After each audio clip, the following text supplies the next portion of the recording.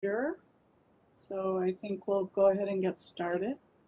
So good afternoon. This is Council Vice Chair Molly Cummings. It's Wednesday, October 13th, 2021. Before I call the meeting to order, I'd like to say a few things about how we will conduct this meeting, as we have been for the last about year and a half. I want to acknowledge that COVID-19 has caused us to alter our meeting procedures, and the Metropolitan Council Chair has determined that it is not practical or prudent to conduct an in-person meeting due to the pandemic. The Metropolitan Council and its committees and advisory committees will conduct meetings in accordance with Minnesota Statute Section 13D.021, and members will participate by telephone or other electronic means. Given that it is not feasible for the public to attend these meetings in person, the Council will permit pre-registered members of the public to comment during the public invitation portion of this virtual meeting. The public is encouraged to monitor this meeting remotely via our website and YouTube. The public may also submit comments to public.info@met.state.mn.us, and we will respond promptly. During this meeting, I will ask the council members utilize the wave or hand feature on the WebEx software to indicate that they would like to speak. I will call on members in the order I see their virtual hand. Members who are using a phone connection only should speak up when I call for any other discussion on the item. Sometimes I can't see everybody, so if you've got your hand up and I miss you, just jump in. I ask that members again state their name when they're speaking to ensure that members of the public can follow our discussion with ease. Because of the virtual nature of this meeting, we will call the roll for each business item. When we do, Liz will call the roll in alphabetical order. If there are no questions, I will call the meeting to order by taking attendance by roll call to ensure that we have a quorum for this meeting. Liz, would you please call the roll? Yes. Barber. Here. Chambliss. Here. Cummings. Here. Fredson. Here. Gonzalez. Gonzalez. Here. Thank you. Johnson. Lee. Here. Lilligren. Here. Lindstrom. Here. Musset. Here. Sterner. Sterner. Bento. Here. Wolf. Here. And Zurin. Present. Okay, we have a Thank quorum. Thank you. Next is the approval of the agenda. Are there any changes or objections to the agenda as it has been posted? Seeing and hearing none, it is approved with no objections on the agenda. So we'll move on to the approval of the minutes. We're looking at the approval for the minutes from September 22nd, 2021. Is there a motion to approve the minutes? Lilligren moves approval. Thank you, council member. Is there a second? Second by Gonzalez. Thank you, council member. Liz, is there any discussion on this, first of all? If not, Liz, would you call the roll? Barber. Aye. Chambliss. Aye. Cummings. Aye. Fredson. Aye. Gonzalez. Aye. Lee. Aye. Lilligren. Aye. Lindstrom. Aye. Musset. Aye. Bento. Aye. Wolf. Aye. And Zurin. Aye. Thank you. The minutes are approved. Next is the public invitation where we welcome public comment. We have no one who has pre-registered to speak today, but as a reminder, if you wish to offer public comment at a virtual meeting, please pre-register by emailing public.info@metc.mn.us. www.state.mn.us. And you can also send comments by email. Thank you. Next item, we have 12 items on the consent agenda. Is there a motion and a second to approve the consent agenda? Bento moves approval. Thank you. Wolf seconds. Thank you. We have a motion and a second. Liz, do you want to call the roll? Barber, Aye. Chambliss, Aye. Cummings, Aye. Fredson, Aye. Gonzalez, Aye. Lee. Aye. Lilligren, Aye. Lindstrom, Aye. Musse, Aye. Bento, Aye. Wolf, Aye. and Zarin. Aye. Aye. Thank you. The consent agenda is approved as well. Next are the reports of our standing committees. Community Development has reports on the consent agenda. The Environment has reports on the consent agenda. Management did not have a report. And next will be the Transportation Committee. Councilmember Barber, you have two items. Thank you, Madam Chair. Madam Chair, council members, business item number 2021-244 involves approval of the final Metro B-Line Corridor Plan. The final B-Line Corridor Plan identifies station locations for the B-Line arterial bus rapid transit corridor, planning for construction along Lake Street, Marshall Avenue, and Selby Avenue in 2023. Recommended station locations result from planning throughout 2019 through 2021, including public outreach and engagement, interagency coordination, and system analysis. Following a previous council action, a recommended version of this plan was released on July 14, 2021. Comments were accepted through August 13th, with significant communications and outreach activities conducted during the comment period. Over 160 comments were received on the recommended plan. Comments are included in the plan and will continue to guide the project development process alongside feedback previously received. Throughout the B-Line planning phase, Metro Transit has received more than 2,500 comments on the project, which have shaped the plan before us today. Following committee action, council members received the attached petition organized by neighbors near the planned Selby and Hamlin stations, requesting a revision to the planned B-Line alignment. This builds on comments previously received opposing the specific station location. The recommended alignment contained in this plan was identified in 2019 following review of multiple alternatives that included extensive technical analysis, public involvement, and agency stakeholder engagement from the City of St. Paul and Ramsey County. Staff continue to engage with neighbors at this location and other stations across the corridor to address their localized concerns through the upcoming project design phase. In partnership with Hennepin County and the City of Minneapolis, evaluation of bus-only lanes on Lake Street will continue in support of project speed and reliability goals. Approval of this plan does not set decisions about bus-only lanes, but cites stations in the best locations to accommodate them. Approval of the final plan provides critical direction and focus to the detailed design and engineering phase, allowing the project to advance. Therefore, Madam Chair, I move that the Metropolitan Council approve the final Metro B-Line Corridor Plan to establish the number and location of stations in the project. Thank you, Councilmember. Is there a second? Fredson, all second. Thank you. Is there any discussion? Hearing and seeing none, Liz, would you call the roll? I did have a question. I'm sorry, I don't see you on my screen. Oh, that's okay. For 2021, 244, is there any, are there any concerns based on the recommended reroute that staff has identified? I certainly understand what the reroute conditions and the reasons why it was recommended to be moved, but just wanted to understand that there is support on the staff side.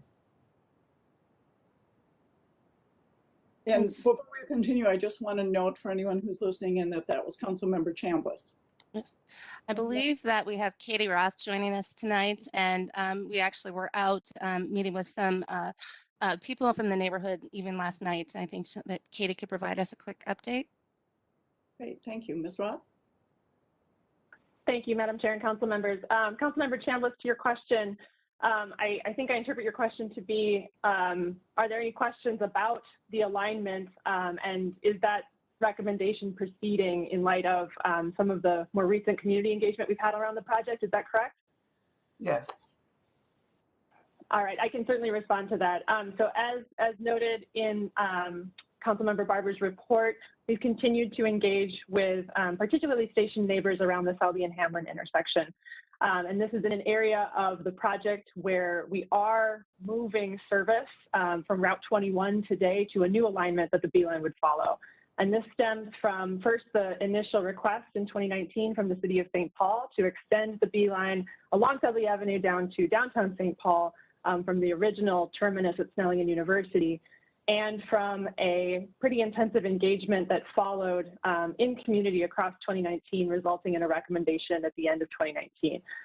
So that included a lot of technical analysis of different alternatives, that included engaging with station neighbors and riders along the corridor, and that included coordinating with our city and county and MnDOT partners around those alternatives. What is shown in the plan is what is the best alternative that we are recommending bringing forward, that allows for a good connection to the A line to continue to make that direct access to Midway possible on our growing transitway network, and also allows us to navigate from really the initial western half of the corridor on Marshall down to Selby, where we will continue further east along that corridor. So that is the recommendation included in the plan, and we are excited to bring that forward and begin developing that project while continuing to hear about the localized concerns we're hearing from neighbors about how those stations fit into that area. Thank you. Awesome. Thanks for that explanation. I think it's really good for the public to hear that as well. Great. Thank you. Are there any other questions? Hearing and seeing none. Liz, do you want to call the roll? Barber, Aye. Chambliss, Aye. Cummings, Aye. Fredson, Aye. Gonzalez,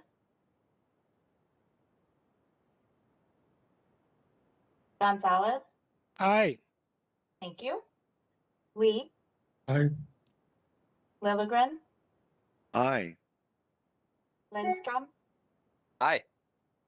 Musse, Aye. Bento, Aye. Wolf, Aye. Zurin. Aye. Excellent. That motion carries. Thank you. Oh, yes, Councilmember Barber.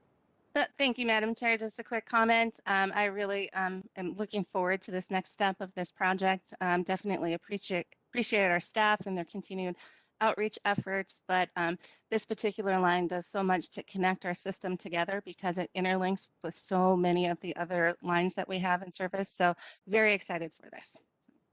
Thank you. Would you like to take the next item under transportation, Councilmember Barber? Yes. Madam Chair, council members, business item 2021-245 is regarding the adoption of the Network Next RTO BRT 2040 candidate corridors. In March 2021, the Metropolitan Council adopted Network Next BRT, naming the F, G, and H lines from near-term priority corridors. It was business item 2021-52. Council action on this item would adopt the remaining 7 RTO BRT corridors identified in Network Next as priorities for expansion through 2040. Council action would position these corridors for inclusion in the Transportation Policy Plan through the upcoming and separate TPP amendment process this fall, replacing the existing RTO BRT expansion priorities identified in the increased revenue scenario. This week, council members received additional letters from the City of Bloomington and 494 Corridor Coalition requesting that American Boulevard be retained in the 2040 RTO BRT expansion priorities. The recommended action does not retain the American Boulevard corridor as an RTO BRT expansion corridor as it ranks 18th of 19 corridors screened in Network Next. Council staff are developing responses to the letters received and will continue to engage with corridor stakeholders as the TPP amendment process proceeds. Therefore, Madam Chair, I move that the Metropolitan Council adopt the Network Next recommendations for 2040 RTO BRT expansion corridors. Thank you, council member. Is there a second? Second by Lee. Thank you. Are there any questions? Councilmember Chambliss. Councilmember Chambliss. Councilmember Chambliss, go ahead. Okay, thank you. I'm looking at the notes and regarding from the city of Bloomington regarding the rationale for proposed removal and change in criteria used to evaluate transit ways. It's something that I've always thought about, and you know, there are areas of transportation where service is really needed, and the formulas are often basing it upon existing ridership versus potential ridership. And I really think that we need to be looking at opportunities for creating potential ridership where it does not exist. So I'm glad that they pointed that out. And I'd like to see us to be a little bit more flexible and innovative in how we look at you know, those transportation criteria so that we can create opportunities where they are needed based on potential. Thank you, Councilmember Barber. Thank you, Madam Chair. To Councilmember Chambliss's points that while the American Boulevard corridor doesn't currently demonstrate the strong transit market needed to support arterial BRT, several near-term Metro Transit investments are focused on supporting and developing transit ridership in this corridor. In December, the Metro Orange Line will bring frequent north-south service to one of Bloomington's major development focus areas along American Boulevard. We will also be restoring Route 542 rush hour service with more streamlined east-west routing along American Boulevard, which was action that came out of our Orange Line connecting study. And our plans to invest further in all-day service in the corridor will be implemented as our operator shortages ease. In addition, just this week, we're wrapping up our major construction on 6 BRT station platforms along American Boulevard for the D line. And next year, we'll complete those stations and start D-line service, which will double today's service frequency and bringing BRT service to part of the American Boulevard corridor with the highest proportion of BIPOC residents and much of the corridor's development activity. Taken together, these transit investments are major steps towards creating the conditions in the corridor that could grow ridership and position this corridor for a different outcome when BRT plans are updated in 2025. So I believe that it's our thinking that by having some additional transit opportunities in the corridor over the near term as part of the Orange Line connecting process and the start of the D line, that we'll be able to analyze and get the data to see if BRT is supported in the corridor in the future. Does that satisfy you, Councilmember Chambliss? Yes, I think the more information that we have and the more considerations we have, both for the public and for our decisions, the better. And certainly looking at ways to develop and refine once we've got the BRT in place is a good idea. So thank you for that update, Chair Barbara, Councilmember Barber. Thank you for asking the question. Any other? Yes, Councilmember Fredson.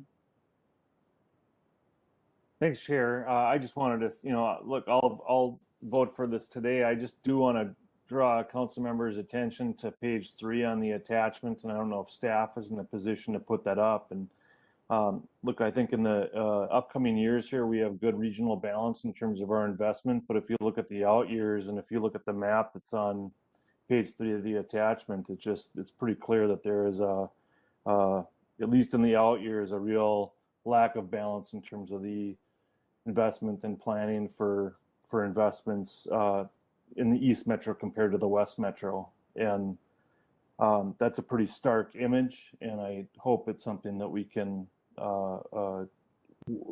continue to work on and address in the coming years. So thanks. Thank you for that. Would Councilmember Barber?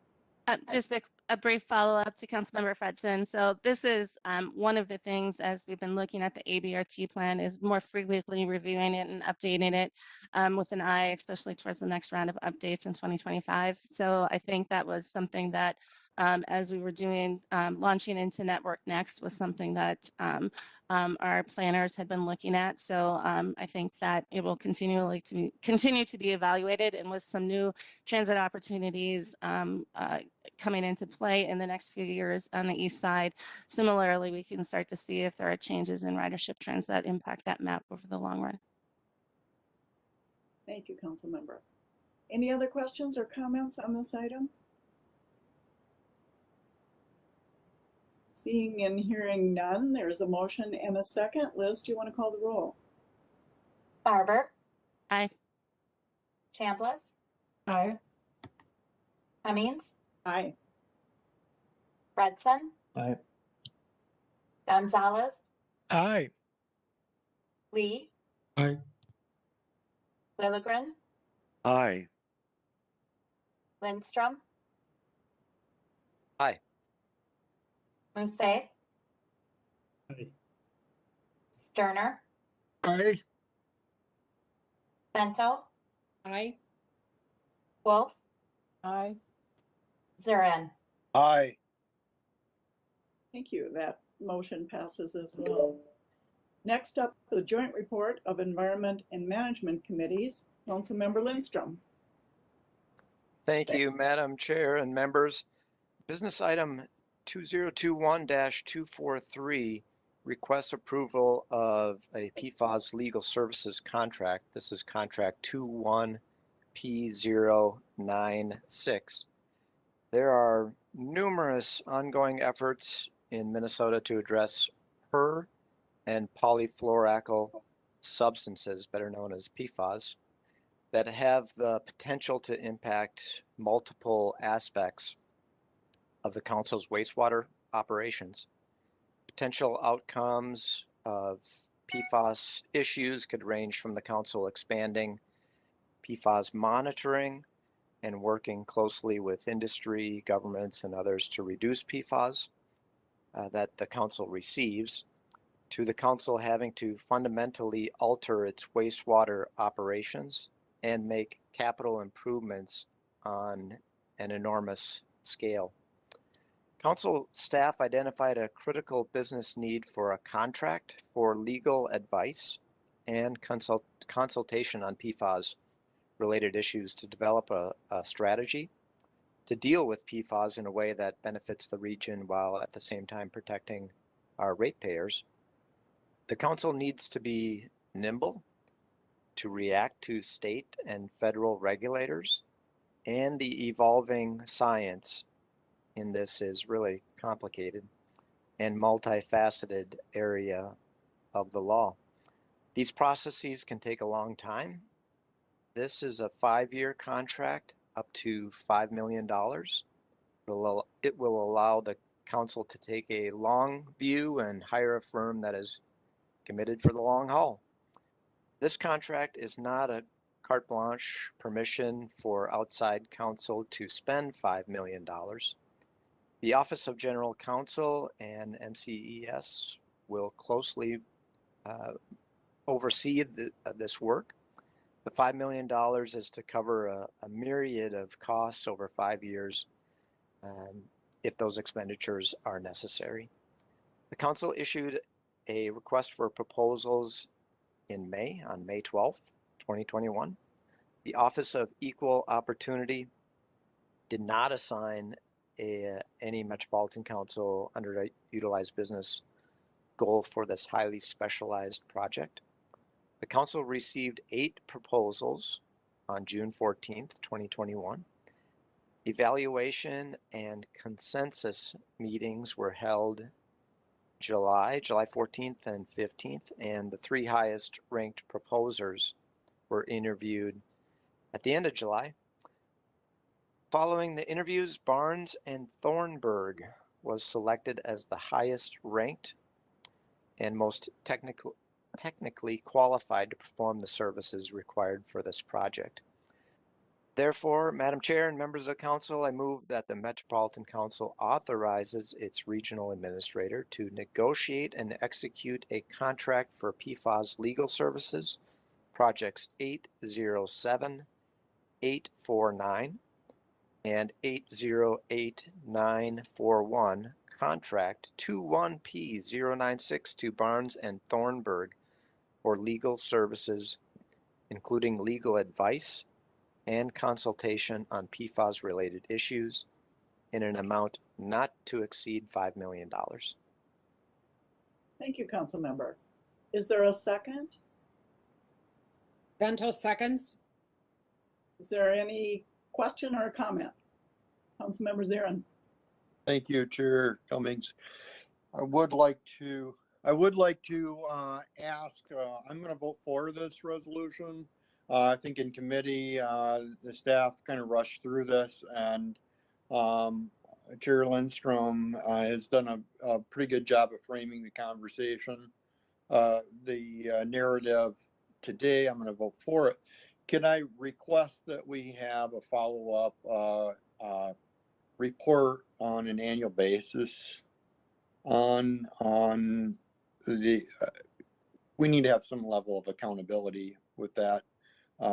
Just asking if we can get a report back. Thank you. Thank you, Councilmember. Staff, is there Mr. Abelson or Ms. Bloodhart? Is that acceptable to give us updates? Mr. Madam Chair, I can reply that absolutely at the Environment Committee, that's a great idea. And Councilmember Zarin, please hold me to that if it slips my mind, but anytime you'd like a report, and staff I'm sure is taking a note as well, and at a minimum at an annual level we can have a report on this. Mr. Abelson, did you want to weigh in? I see you're on camera now. Sure, thank you.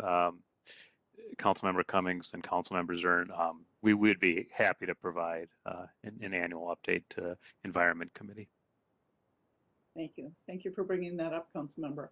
Are there other questions or comments on this? Hearing and seeing none. Liz, would you call the roll, please? Barber, Aye. Chambliss, Aye. Cummings, Aye. Fredson, Aye. Gonzalez, Aye. Lee, Aye. Lilligren, Aye. Lindstrom, Aye. Musset, Aye. Sterner, Aye. Bento, Aye. Wolf, Aye. Zarin. Aye. That motion carries. That concludes our business items this evening, so we will move into information items. Our final item today is an information item on public comment budget update 2022 to 2027 capital program, which will be presented by staff. Welcome. Good afternoon, Madam Chair and council members. My name is Marie Henderson, your Deputy CFO. And today we are here to present the 2022 through 2027 capital program. If we can go to the next slide, we can show you that we are on our journey for the budget adoption in December. So if you will recall, on August 25th, the council adopted the preliminary operating budget, and we also set the upper limit of the property tax levies for 2022. At the October 27th council meeting, we will ask the council to adopt the public comment unified budget. This will include the operating budget that we've already reviewed back in August with you, and I have some updates coming up on that, and as well as the capital budget that we will be reviewing with you here tonight. Finally, the council will adopt the final unified budget December 8th of 2021. Go to the next slide. I just want to give you, this slide does detail out on the operating budget side changes that we have made since we last presented to you in August. The budget continues to evolve and as more information is given. And I just want to point out just a few items on this slide, as some are minor changes and some are bigger. So for example, Metro Mobility has increased their budget for fuel by $1.3 million in response to the recent upward trends of fuel prices. And Community Development has added $365,000 to their work. on the 2050 Regional Development Plan and has added $14.7 million to their pass-through budget in livable communities based on our most recent estimate of the 2022 cash flow needs. In addition, Metro HRA incorporated new federal funds for housing vouchers and six incremental FTEs to supported by these federal funds. We do anticipate that there will be some more changes to the 2022 operating budget to be incorporated into the final budget and will be communicated to you in December. These likely will include changes to the MVEST revenues, ridership and transportation programs, and continued changes in fuel costs. So we'll flip to the next slide and we'll begin our discussion about the proposed 2022 to 2027 capital budget. Over the next 6 years, the proposed capital budget is an $8.96 billion. This is increased from last year of 5% and from the prior year 5%. So we're pretty consistent in this increase. The capital investment in our transportation infrastructure continues to be the largest share of the capital program, with 77% of the planned expenditures to be in transit and transit ways. Federal revenues will support a slightly smaller share of the expenditures in this budget than in past years, but it will remain the largest funding source for the program. Each division will describe their programs in more detail coming up. On the next slide, this represents the progress being made on projects of our capital program. Authorized and spent is $3.3 billion, or 37%, represents the share of projects included in the capital program that have already been spent. Authorized and unspent, which is the $1.9 billion, or 22%, represents the remaining share of projects for which funds have already been identified and allocated and are expected to be spent in the year. That is also known as our ACP. Our plan, or our Capital Improvement Plan, which is CIP, is our 6-year plan for projects where funding sources have been identified but not yet secured, and the Council has not given their final approval, and that is 41% of these projects. And the next slide provides a further breakdown between those ACPs.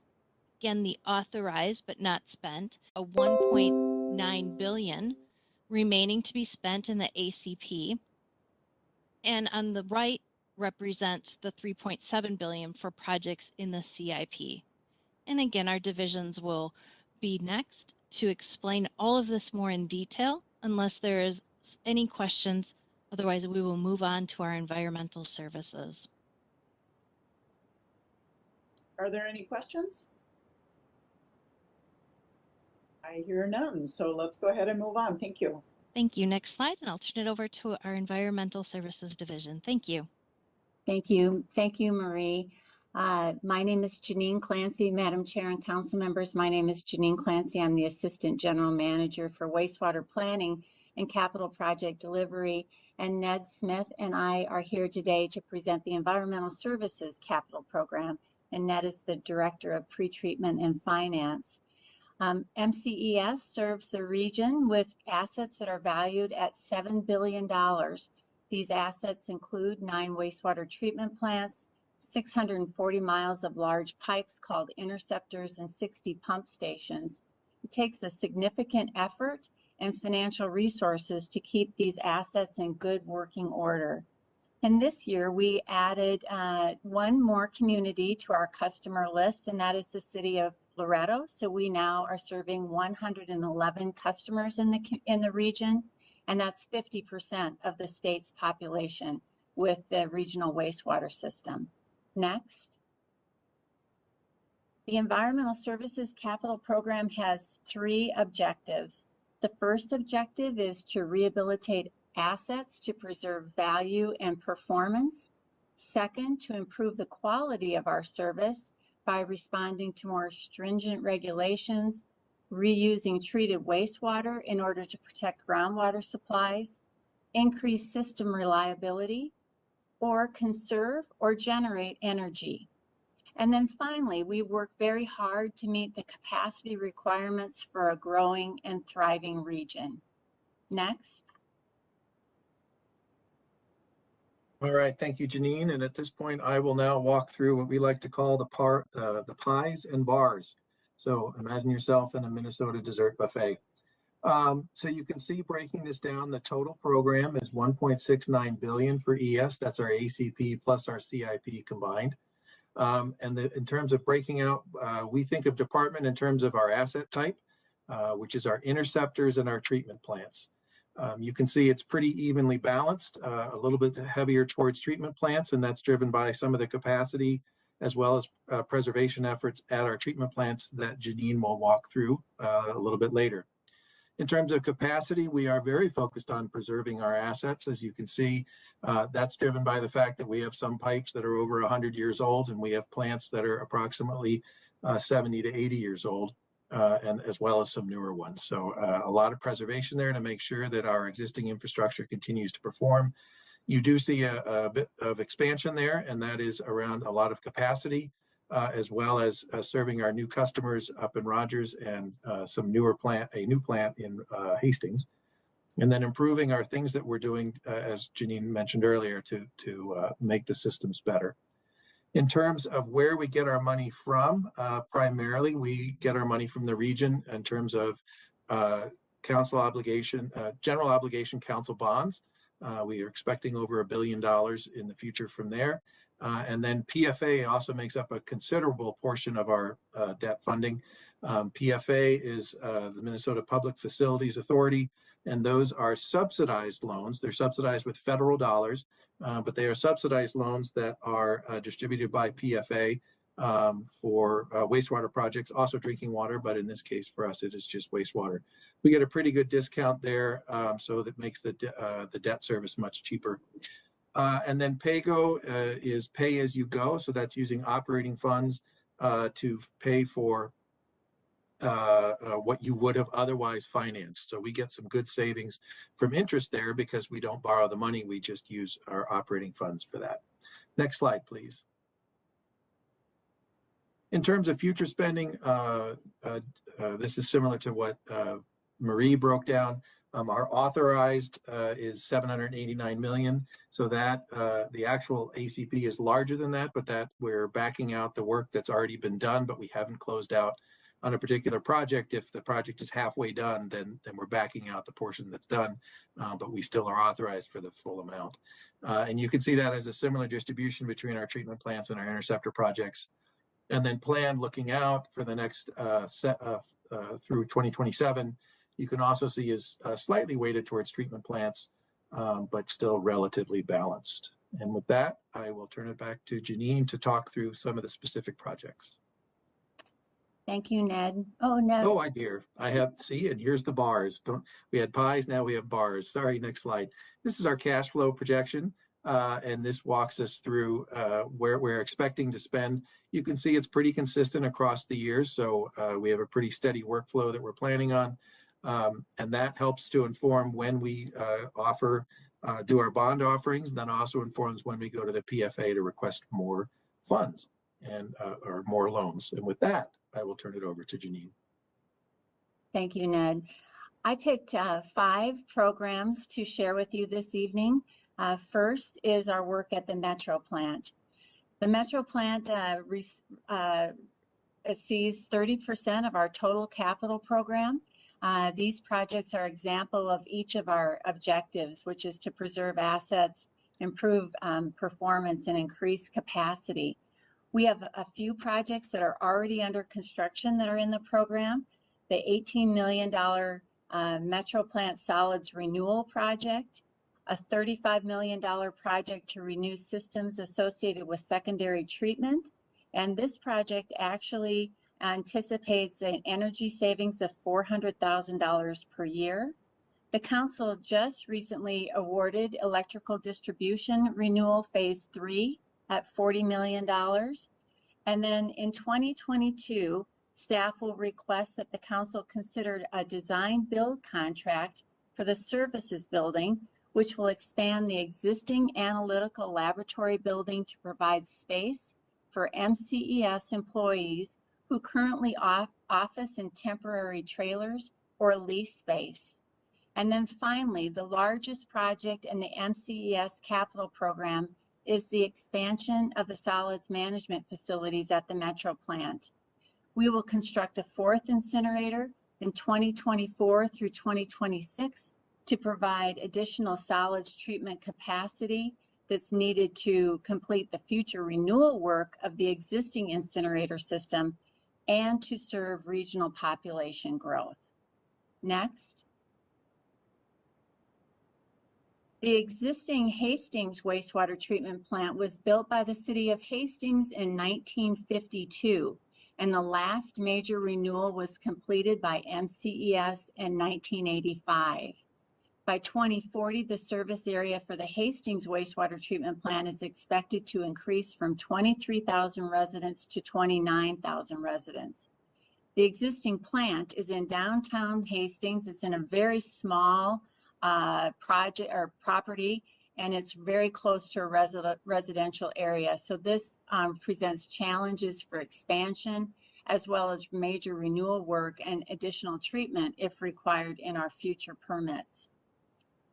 MCES purchased a new treatment plant site in 2005. The site is 221 acres north of Ravenna Trail, that's shown on the slide, and south of the Vermilion River. The new site can support facilities needed to treat 10 million gallons of wastewater every day from the long-term service area. We will complete our draft facility plan for the new Hastings plant by the end of this year, and we will also complete a very small renewal project to keep the existing facility operating for the next 10 years, which is through the commissioning of the new plant. Our estimated cost for the new plant at a planning level is $80 million. Next. Transitioning over to Minneapolis in the collection system. 1MN 320 is located just west of downtown Minneapolis. This facility was constructed in the 1880s. In the past few years, the facility collapsed in two separate locations, requiring repair under an emergency declaration. A facility plan is being prepared this year that will likely include lift station and gravity interceptor pipe to allow the system to properly function. And then the old interceptor will be abandoned. Staff will present the facility plan in 2022, and currently our budgetary estimate is $15 million. Next. A new gravity interceptor is being designed to accept flow from the southwestern portion of the city of Lake Elmo. The interceptor will be approximately 1 mile long, and it will be built parallel to I-94 on the north side of I-94. The project is estimated at about $12 million. The project has completed its preliminary design phase, and we are coordinating with stakeholders, including the city of Lake Elmo, the city of Oakdale, and the Metro Transit Gold Line project. Easement acquisitions will be needed along the corridor, and we expect to construct this project in 2022 through 2023. Next. And then finally is a project that just demonstrates the work that we do that was often required to coordinate and collaborate with other infrastructure partners. We are in the final stage of planning for the Trunk Highway 13 Force Main project. MnDOT is planning major improvements to Highway 13 through Burnsville and Savage from about Zenwood to Dakota, including lane expansions, and they are also transitioning from grade to grade separated interchanges at some specific locations. MnDOT's project is scheduled to be constructed in 2022. Currently, the MCES L66 Force Main crosses Trunk Highway 13 near Savage. The highway improvements will likely cause the relocation of the forest main into the southern frontage road. Relocation of the forest main will resolve conflicts with the proposed highway construction and will improve access to the facility. Our work is estimated at about $3.5 million, and this work will be incorporated into a MnDOT construction contract, which is scheduled to be bid later this year. Thank you for the opportunity to present.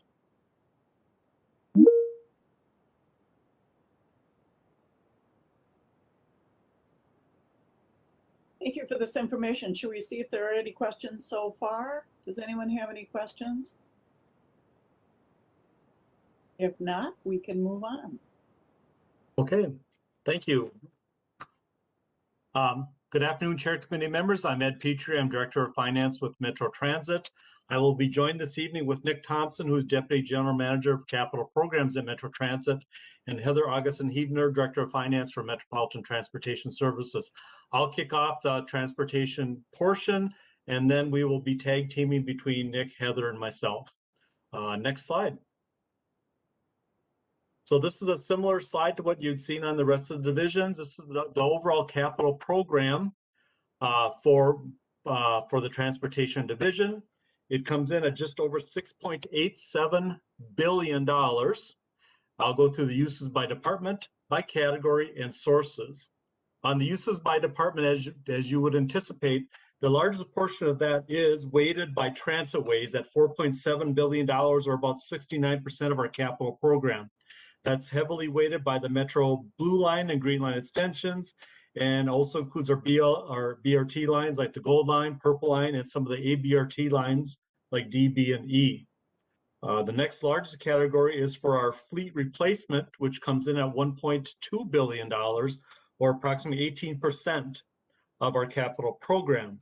This includes replacement of our large regular route vehicles, Metro Mobility buses. Just want to make a comment that our buses, they have been reviewed and have been adjusted for any COVID impacts as we're identifying with services. And they've also been adjusted for our zero emission fleet plan, which Mr. Thompson will talk about in a few minutes. The next category is facilities, which is in at $582 million, or 8%. And this includes both our public facilities like shelters and platforms, and our support facilities like, for example, the new Minneapolis bus garage. Other category, which is in at 5%, or just over $310 million, includes major technology projects and fare collection equipment and fare collection system upgrades. On the uses by category, again, this is heavily weighted by the transitways. You can see that comes in at just over, on expansion, 74% of it is expansion, just over $5 billion, and preservation of our system is in at about $1.7 billion, or 26%. When you move to the revenue sources, the largest portion there is, as you would anticipate, again, federal dollars.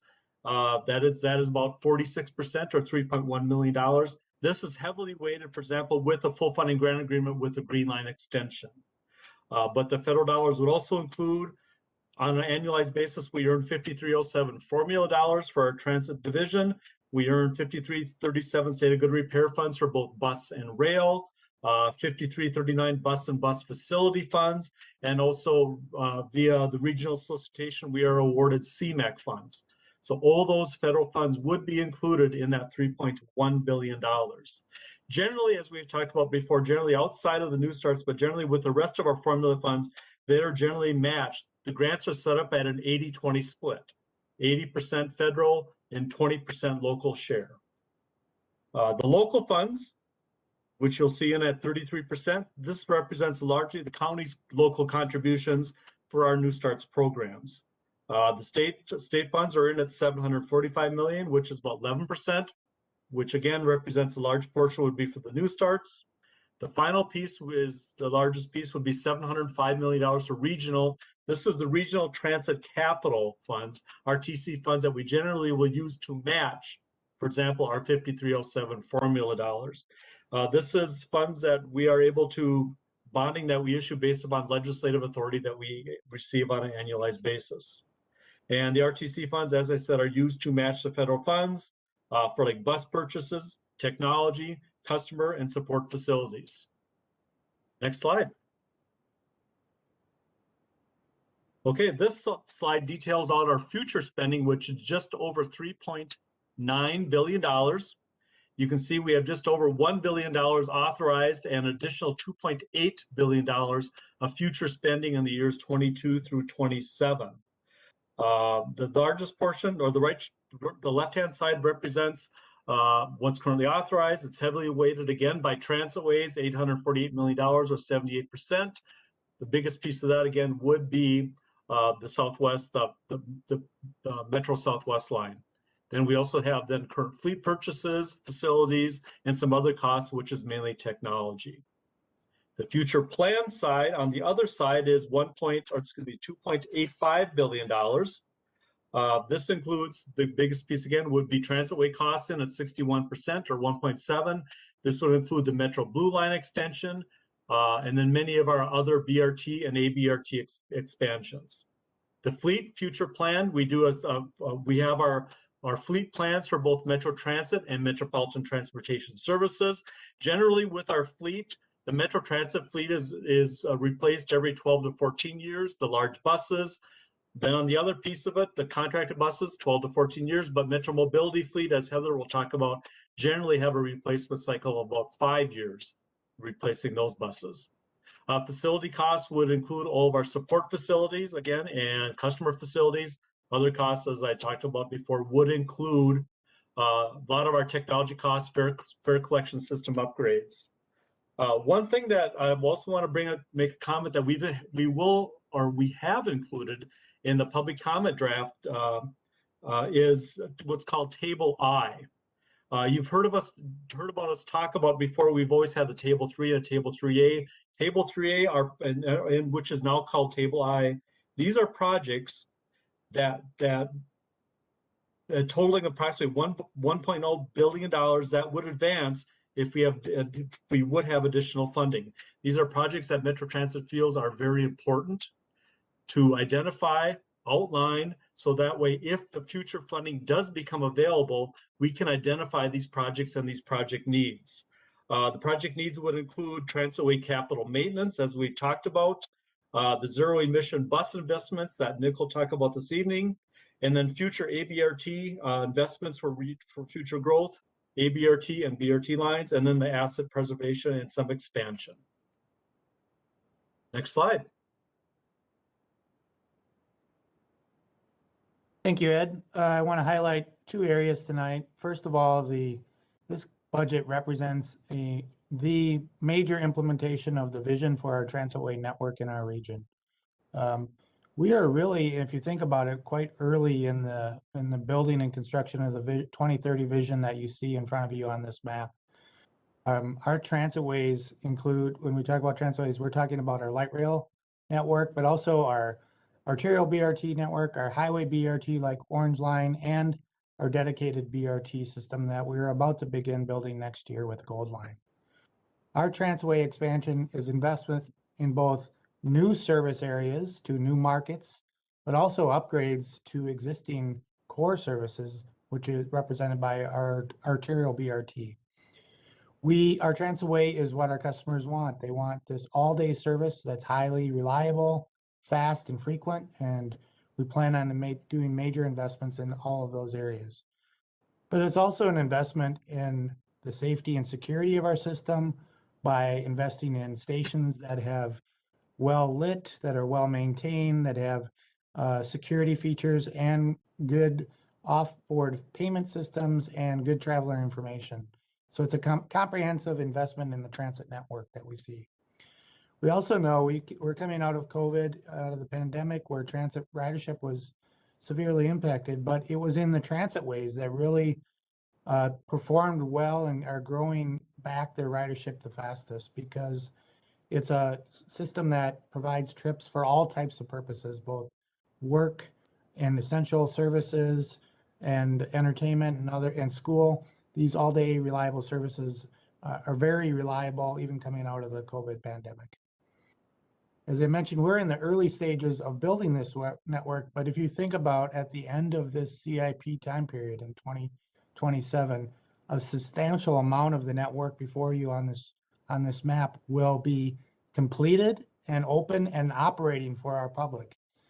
By the end of this period, we will have completed the Green Line extension, the Orange Line, which first station opens next week, the D Line, the B Line, the E Line. Both B and E were recently fully funded by state bonding by the legislature. Next year, the Gold Line begins construction and is represented in this budget and will be completed by the end of the CIP. And last Friday, the council took over responsibilities for delivering the Purple Line. And all of these projects are ones that represent major investments in this transway that will be completed in the time frame of this budget. And we'll have a few more that will be started near the end of this, including Blue Line Extension, G and H Line. Next slide, please. Our zero emission fleet plan, this budget is a representation of our transition to that zero emission fleet. It will help us make significant progress on mitigating climate change in the region with our fleet. This shift is beginning here as we adopt our fleet plan for the next 6 years. We have identified several buses that we had planned to replace with diesel that now we will replace with an electric fleet. But we do not want to get ahead of our zero emission bus plan. Our zero emission bus plan, which was funded through the legislature last year, is due to be completed in February of next year and will be presented to this council in coming meetings as an update. That will really define what our transition should look like in the long term as we transition our fleet, how fast we should adopt that fleet transition, where we should invest in it, and what type of technologies we should use. But this budget begins a down payment on that transition with an investment of 100 buses that we anticipate will be electric, starting with the entire 40-foot replacement fleet in 2025 being identified in this budget with electric buses. Also need to note that electric buses and chargers are assumed to be a higher cost than what they are replacing in the typical diesel bus. For this budget, we're assuming an $800,000 increase per bus based on existing technology. Next slide, back to Ed. I believe it's Heather. Oh, Heather, excuse me. That's fine. Madam Chair, council members, Heather Augustin-Huebner, Finance Director for MTS. So we'll start to dig into kind of what this program looks like in the next handful of slides. So the main priority within the CIP program is to maintain all current and future assets in a state of good repair. This includes our customer and support facilities. All regional facilities, whether they be ours or suburban transit providers, have undergone a condition assessment in compliance with the FTA Transit Asset Management Plan guidelines. This condition assessment has helped us to prioritize the expenditure of capital funds. Other major commitments include the new Minneapolis bus garage. This garage will be the 6th garage for Metro Transit. It is currently under construction and will also be compatible with electric buses. As Nick just highlighted, we're making investments in zero emission buses. We currently operate 8 electric buses on the C line, and the 22 to 27 program includes 100 electric buses. So I'll talk more about this on a future slide, but the CIP also continues to meet Metro Mobility ridership growth. In addition to bringing in newer zero emission buses and focusing on Metro Mobility, we're replacing our old systems. Our current fare boxes are from 1993 and are 28 years old. This CIP includes part of a 10-year plan for the replacement of these fare boxes for the entire regional system. The old and new fare boxes are compatible, so they will be able to function together as we bring these in over time. Our multi-year capital program includes many equity priorities. We plan to purchase buses to meet all ADA ridership growth and plan to continue to work on the ADA bus stop program. We follow regional standards for bus replacement across the region, so no matter what provider they are, whether it be Metro Transit or one of the suburban transit providers, those buses are replaced on a standard schedule. We have a better bus stop program where we are replacing and adding bus stops with better amenities, including heating and light. We are conducting additional review and analysis and have set aside funds to improve the customer service. Our CIP includes public facilities capital improvements and bus stop facilities and enhancements. And capital development for the service expansion of ABRT lines is also a major part of our equity priorities when we determine where those services will be located. So as Ed mentioned earlier, COVID continues to impact our operating and capital budgets. This CIP includes replacement of large regular route buses and Metro Mobility buses.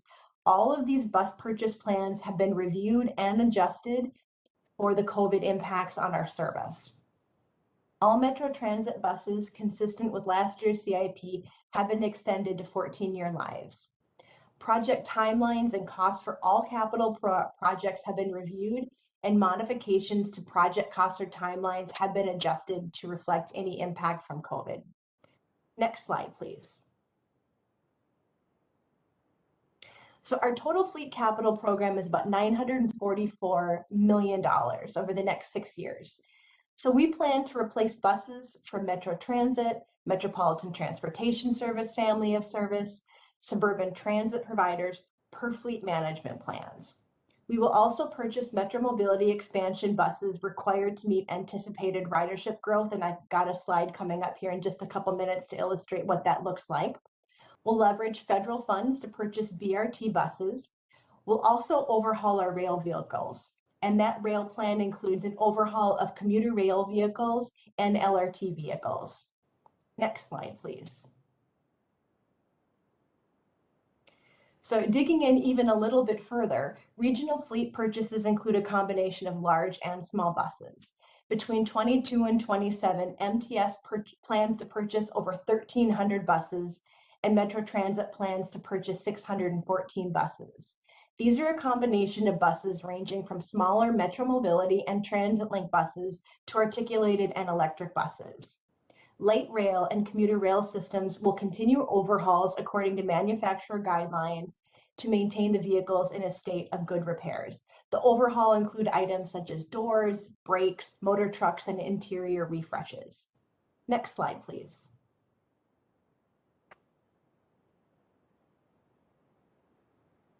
So Metro Mobility continues to be the story of MTS's operating budget, and it's the same on the capital side.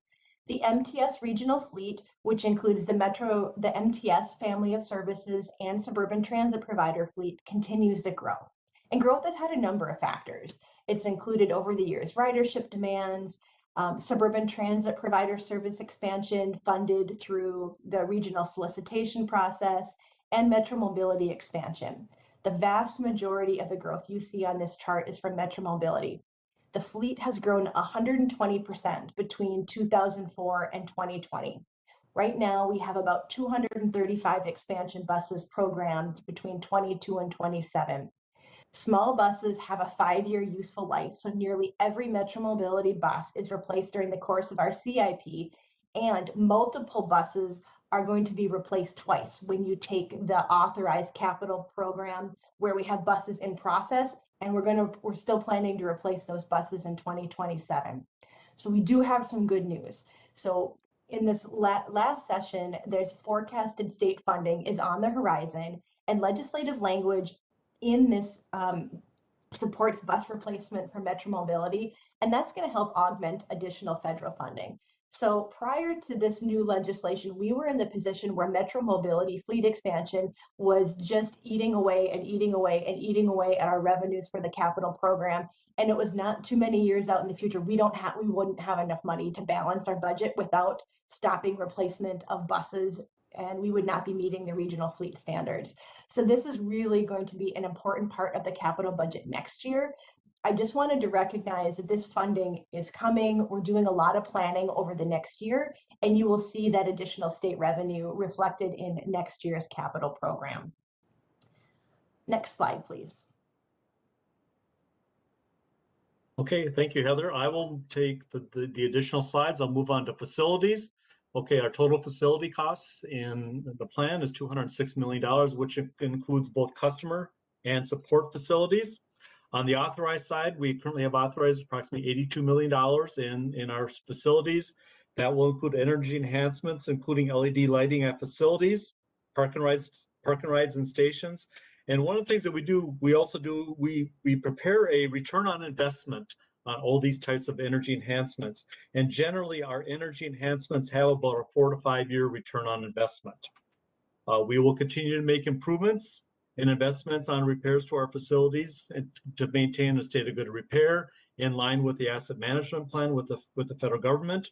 And we will also complete our Haywood campus administration building and work on the Haywood administration building and complete the new Minneapolis bus garage, as Heather mentioned a few minutes ago.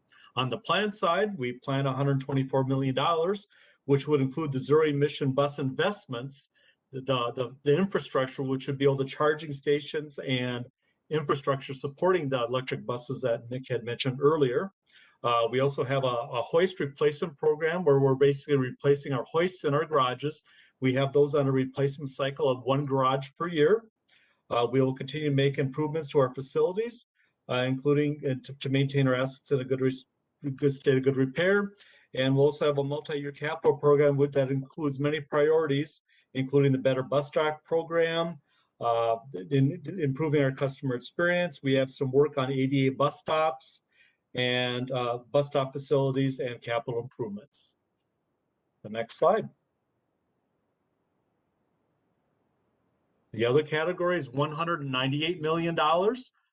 We currently have $51 million authorized and a future plan of $147 million.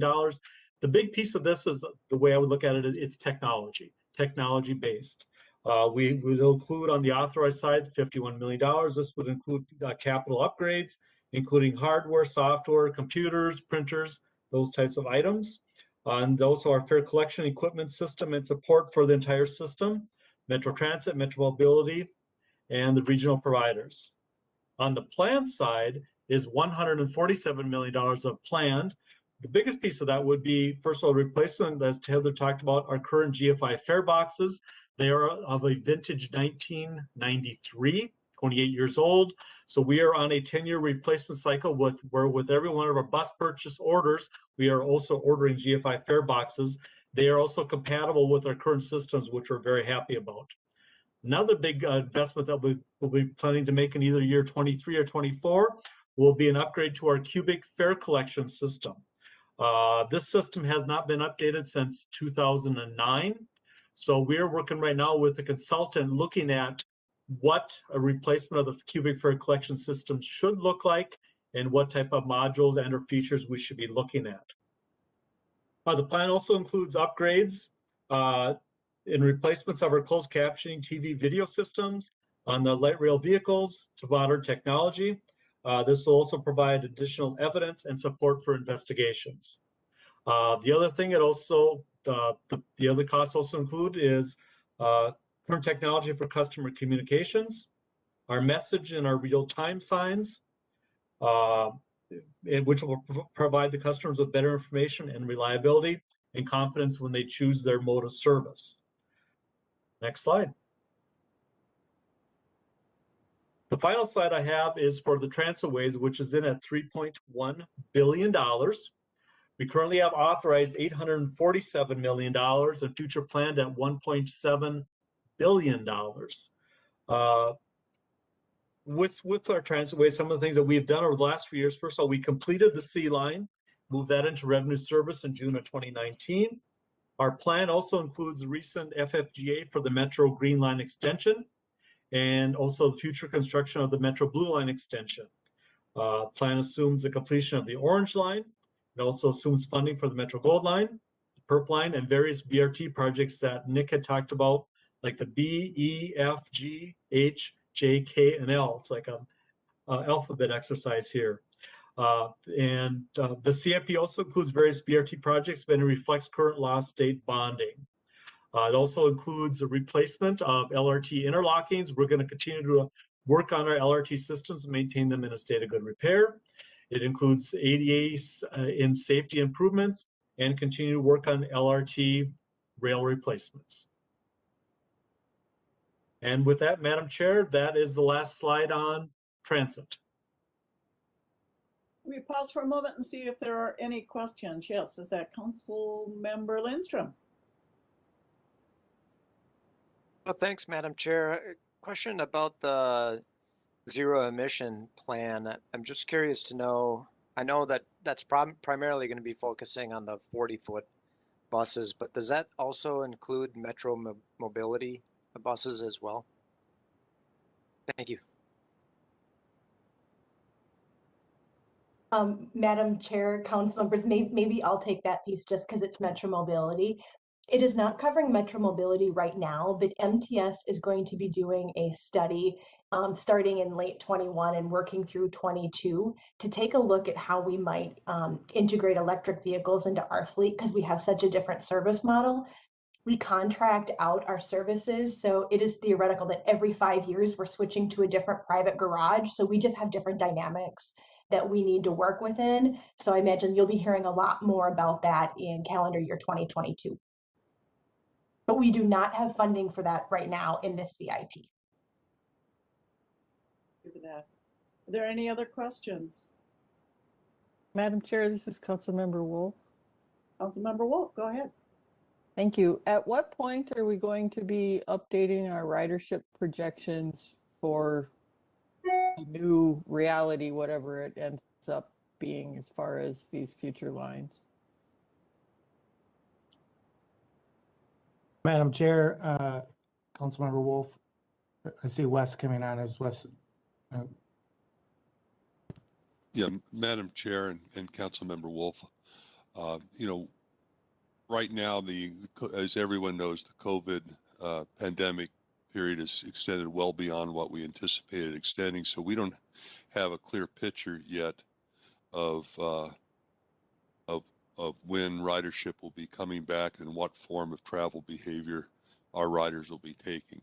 And certainly that applies to Commuter Express and applies somewhat also to local service. So we think we're going to be learning much more in 2022. We're in close contact with the businesses in downtown. We get weekly and monthly ridership updates. We're seeing a tilt upwards right now, but we don't think that we'll have a really clear picture of the new travel patterns until sometime in 2022. So my expectation is that we'll still be trying to stay ahead of the curve of ridership demand in 2022, and at some point, probably toward the end of 2022, we're going to have to recalibrate our services. I think all along the way, we have to kind of relook at what we've projected in past operating budgets and consider what we're looking at. That doesn't prevent us from doing that. But I just want to say that we don't have a clear picture of ridership demand and travel demand yet because of the extended period of the COVID pandemic. Any follow-up, Councilmember Wolf, or is that okay? Thank you, Madam Chair. I do have a second question. Okay. Following along the lines of the electric buses. So it's my understanding that the problems that we have been having are being resolved and that we're going to go back to using our electric buses again. I hope that everything works well, but if it doesn't, can we push back on the electric bus orders, or once we order them, are we stuck? Madam Chair, Councilmember, yes, this budget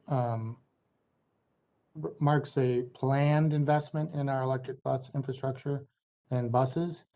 But we have stated very clearly that we do not want to get ahead of the reliability of the technology or that our service and reliability needs to be paramount. And so we need to be confident that the technology will be reliable before we place the orders. This budget, and so we update this budget on an annual basis. As we learn from the zero emission bus plan, that is one of the things is what's the state of the technology, what's the right kind of path forward to how fast you should adopt it. And so we want to be confident in the technology before we place any bus order going forward. And I think we have that flexibility should we encounter any issues. Thank you. Any other questions at this point? Can't see very many people on the screen, but I'm not hearing anybody say me, so let's continue. Thank you.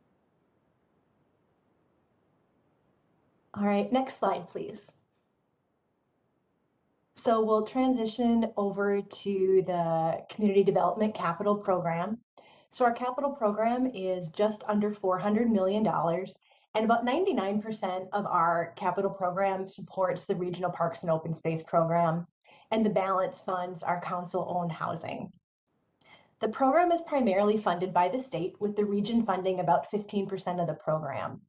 Uses by department represents where the funding will go. So we know that 100% of the funds on the park side will be passed through, and that about 293 million of that will go to implementing agencies based on formula funding, and that represents legacy and bond dollars and our local match. We also know that about another 44 million will go to the implementing agencies through the land acquisition program on a first come, first served basis. So I've called that out specifically on this chart. The remaining balance represents the Regional Parks Equity Grant Program and legislative earmarks, and a very modest amount to support council-owned housing for the Metro HRA. Based upon history, we anticipate that about 26% of funds will be used to improve existing parks and trails, 36% will go to expand the system, and 38% will be used to preserve the system. So these percentages may adjust over time. We have applied an assumption of how past dollars are funded, and this chart may evolve as specific projects are selected by the parks implementing agencies. Next slide, please. So future funding is about $334 million, and the planned funding will be passed through to implementing agencies in the same way as it was on the previous slide.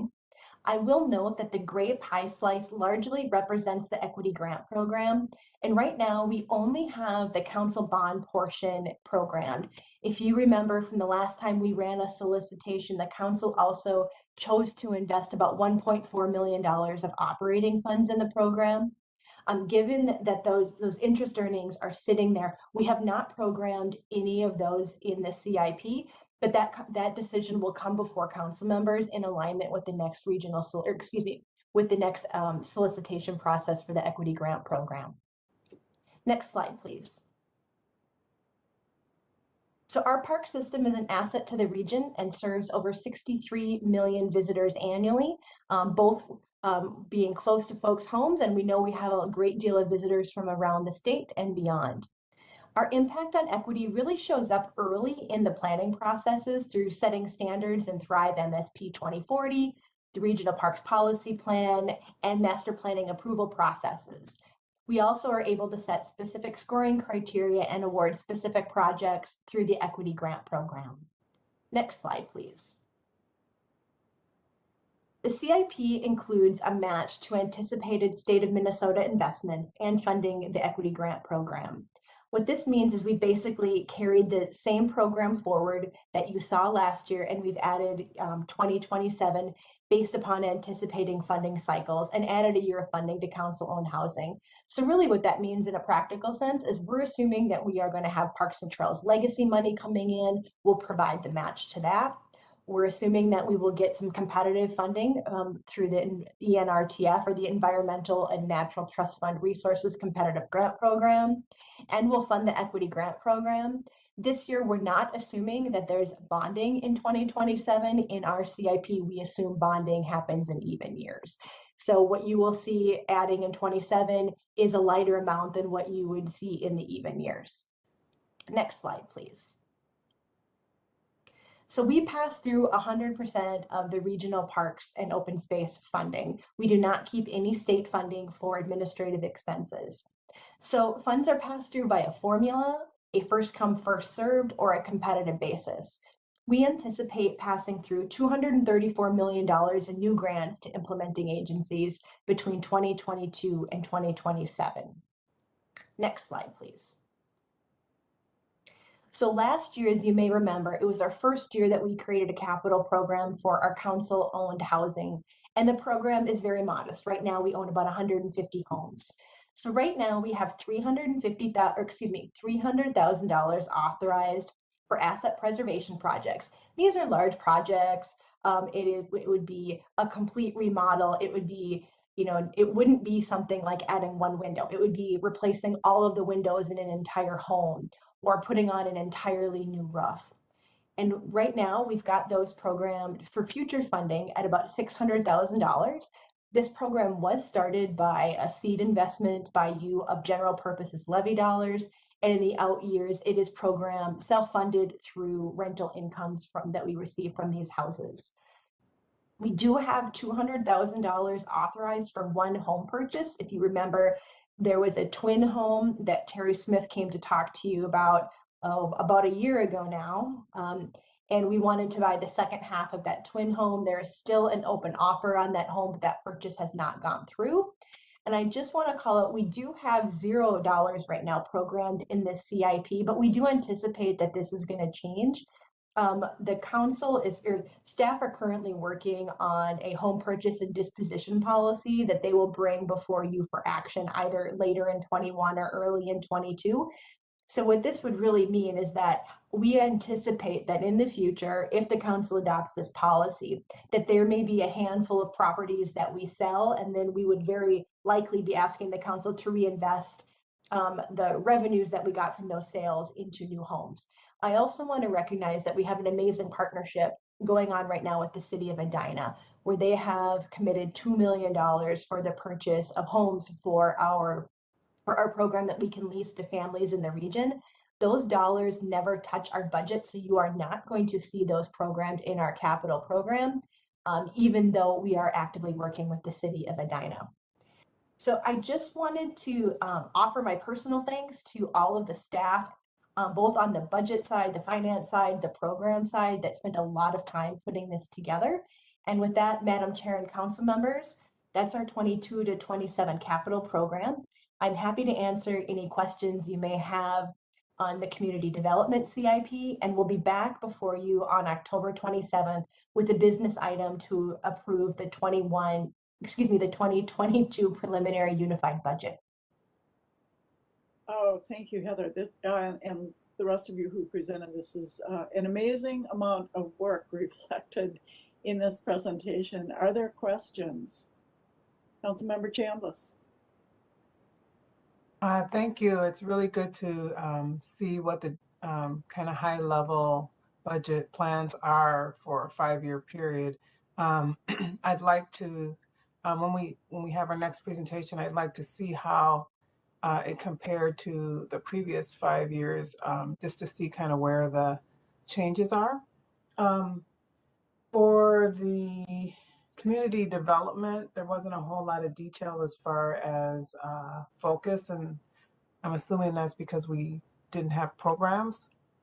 So if maybe somebody can answer that or provide some more focus on that part of the budget. And then secondly, I'm really excited about the housing program that we have and that moving into capital programs, and the fact that it is self-funded through rental income.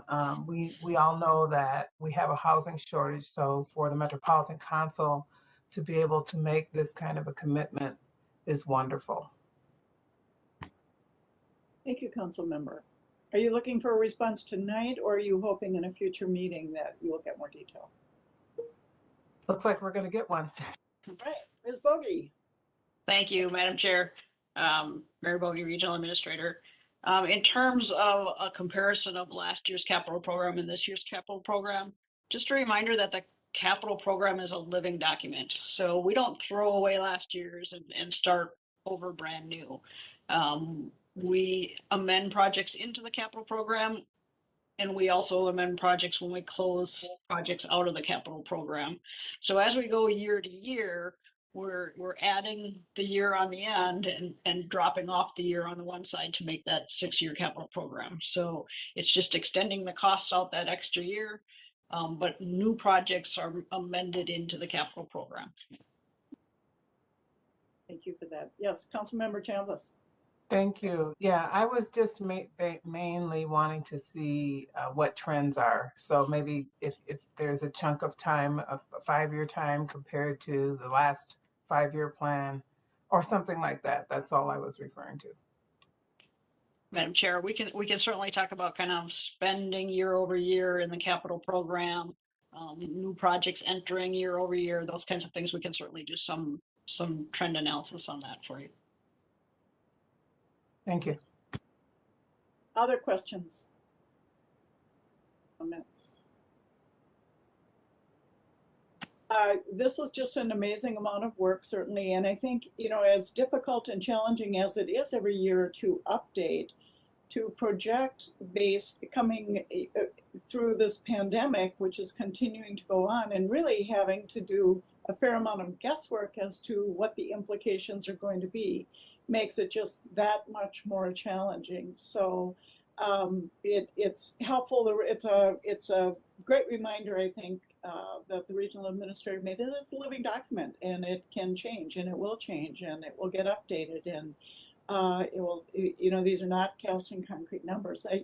For me, the narrative that goes along with the numbers is really, really important in understanding, and also it's exciting to see the first of all, the preservation of the assets, which of course is critical, but to see the build out of the various services and the things that we're doing for the region, to see the map of the transit, the robust transit system as it expands, and what's anticipated is really exciting to see. And so I personally think everybody who pulls all this information together, it's just very, very beneficial in understanding what we're looking at and where our dollars are going, and what the value is to our stakeholders. So thank you for that. Any other questions or comments on this particular item? Seeing none, thank you all for that. That was very good. And we'll move into, do council members have any reports? Seeing and hearing no one. Mary Bogie, Regional Administrator, do you have anything you'd like to add to the meeting tonight? Council member, just and Madam Vice Chair, just echoing your support for the staff and pulling together our budget presentations, and again, in particular, in now a second year of dealing with pandemic and trying to develop a budget around a lot of assumptions go into this, and so teams has done a great job, and just echoing your praise of them as well. Thank you. Thank you. And how about General Counsel Ann Bloodhart? Anything to add this evening? Thank you, Madam Chair. I have no report. Very good. Then in that case, if there's nothing more, we will be adjourned, and the sky has turned blue in the time that we've been meeting, and it looks like the wind has died down and it's not so rainy. So maybe we can all get out and get a little bit of fresh air, and we will see you all soon. Thank you very much. The meeting is adjourned. Thank you. Take care. Bye now. Thank you, Chair.